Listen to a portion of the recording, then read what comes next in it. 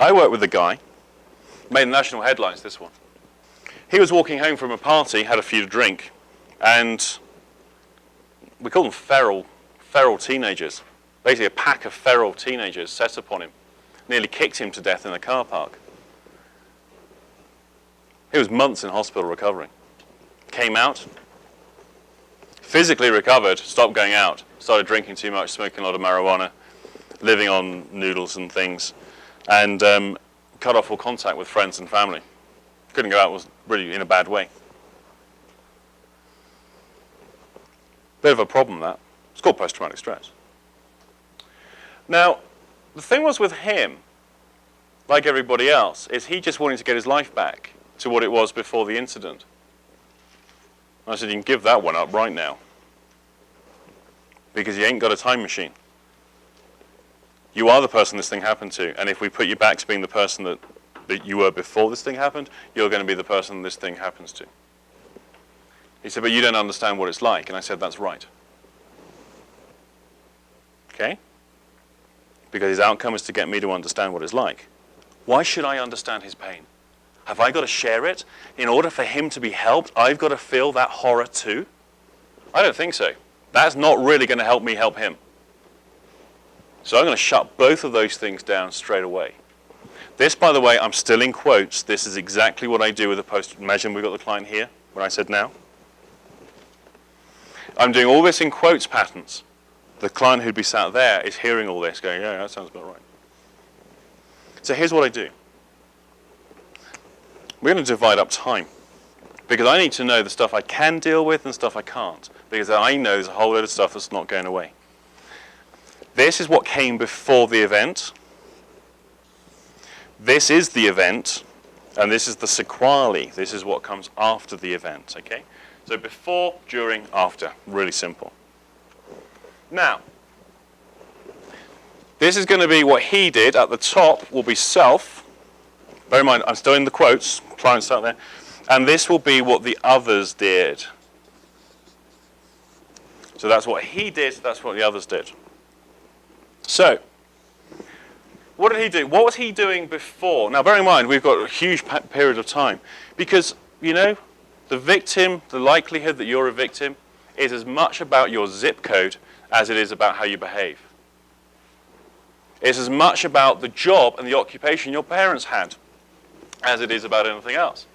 There's so many factors that are actually in victim analysis that are seen to be recurring themes. So I'm going to start pulling some of those things out for this guy, focusing more on the stuff that was immediately before. So he'd been drinking. He had actually been offered a taxi home. My hometown at that time was not a nice place. It's why I left, in fact. I actually moved city because I knew, well, in fact, every single person I knew had been on the receiving end of something unpleasant. I moved. I took action. So he had actually declined the taxi. And what I'll do is I'll start pulling out all the other stuff. And I might use this in pencil or a small pen, so I can put a lot of detail in there. Now we're going to look at others, these 11 kids that... So we're now going to look at all his beliefs and values around what does he believe? What are the reasons why kids behave in that way? What were the things, the concourse of forces that brought this pack of youths and this individual together to culminate in this hideous event? So what are all the things? So we start putting those out too. Now what I'm going to do, so we start here, go to here, now I'm going to come to here. What were the actions and the events these others did that contributed to this? And it's amazing how, in doing this, when focusing on the actions of another person, so many details come out that they weren't previously aware of. Because his thing was, it was a whole pack of kids that did the kicking. In doing this, actually it wasn't. It was only actually a very small number of them. And some of the others, whilst jeering, then kind of changed their mind a little bit and suggested maybe they ought to stop. That kind of thing. So now we get those details out. Now we do the crunch. You see, one of the things I found about post-traumatic stress victims is they don't flash back to what happened to them. That's a myth. I can say it again. They don't flash back to the stuff that happened to them. They're haunted by what they did, or what they didn't do. Their act or the act of omission. If only I'd pressed that button on that ferry. Okay? His. And this is why they want other people to understand, knowing that they probably can't. And they don't like talking about it. There was only one detail that caused this guy all of the psychiatric and psychological and emotional problems that he possessed. And that was when he was curled up in the floor in a ball thinking he's about to get killed, he whimpered, "Please don't kill me." That's it. The sum total of this man's suffering, in a nutshell, comes out in one whimper. And that's what he's haunted by. He wasn't able to tell that to anybody, despite the interventions and things that had gone on around him. Because he knew to say that, people would say, "Oh, don't worry about it. Put yourself together, don't be so daft." Or they'd go into reframing or whatever else, which really just demonstrates lack of understanding, and what he wants is understanding. So it seemed there's a lot of hiding, we say hiding to nothing, with that.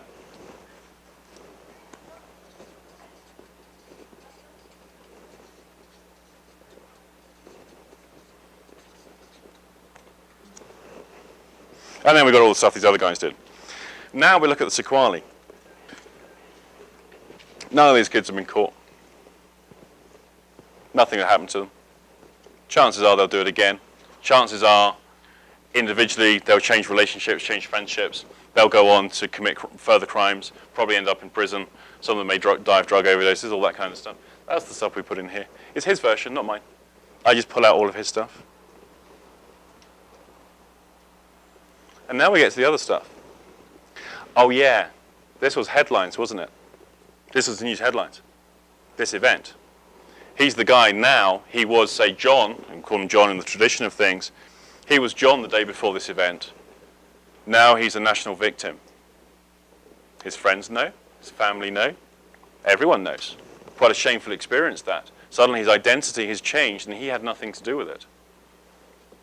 Oh yeah. He keeps having his photo taken. Journalists keep phoning him. And here's the bit that really pisses me off. Psychics. Psychics kept phoning him and writing to him, offering to help find the perpetrators. Different workshop, different rant. People tell me they're psychic all the time, and I'm like, just politely walk away before I start strangling. Now the sequelae, this is the bit. You see, we've now got to divide this stuff up. This is happening to him, by the way. This is happening to him. This is not stuff he's doing, and this is stuff he can't do anything about. And it's going to continue to happen to him until those other people decide otherwise, not him. So on the inside of this experience, this is ugly, this is not nice, and it ain't going away. So now this model here is going to start to enable us to look at what he can do and what he can't do. He can't change what the journalists are doing. He can't change the police investigation, the phone calls from the psychic. Oh, yes, he can, actually. You see, if the psychic's behavior is, that's other. That's not him. He's not doing that. The psychics can keep phoning him. Oh, yeah. If he's called, that means he can change his phone number. Okay? He can get angry about the psychics, and he probably will. In fact, he may even run the pattern that says, if I get angry enough, that might create a change in the world. Keep trying, pal. And this is one of the difficulties. Some people with post-traumatic stress look like they don't want to calm down. They don't want to overcome it. Possibly true, because the only resource they've currently got is if they can feel it strongly enough, then things might change. By exploring that one first, we've just disarmed it. So now we can start pulling out all those things that are others, and now what are the things he's able to take control of?